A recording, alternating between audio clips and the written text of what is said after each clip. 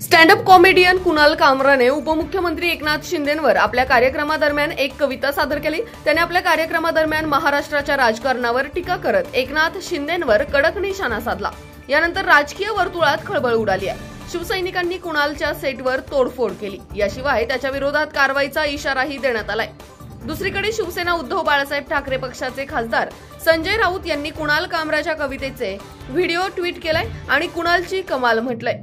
कुणालने 3 वर्षापूर्वी महाराष्ट्राच्या राजकारणातील घटनाक्रमावर टिप्पणी करत एकनाथ शिंदेंवर निशाणा साधला।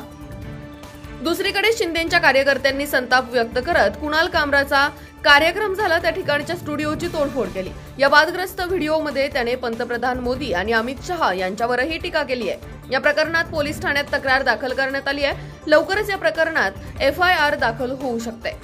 कुणाल कामरा काय म्हणाला? कुणाल कामरा म्हणाला, शिवसेना भाजपमधून बाहेर आली, त्यानंतर शिवसेना शिवसेनेतून बाहेर आली, त्यानंतर NCP मधून बाहेर पडली। एका मतदाराला 9 बटन देण्यात आले, त्यामुळे मतदारही हैराण झाला। कुणाल कामराच्या कवितेमुळे राजकीय वर्तुळात खळबळ उडाली आहे। मंत्री उदय सामंत यांनी कुणाल कामरा विरोधात गुन्हा दाखल करण्याचा इशारा दिलाय। या गाण्यातून एकनाथ शिंदे यांचा अपमान करण्यात आलाय, त्यामुळे अशा अपमानास्पद गोष्टींविरोधात कारवाई केली जाईल। थाने की रिक्शा, चेहरे पे दाढ़ी, आंखों में चश्मा, हाय।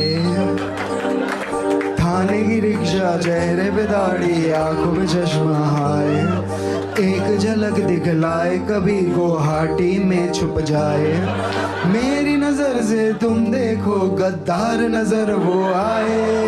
थाने की रिक्शा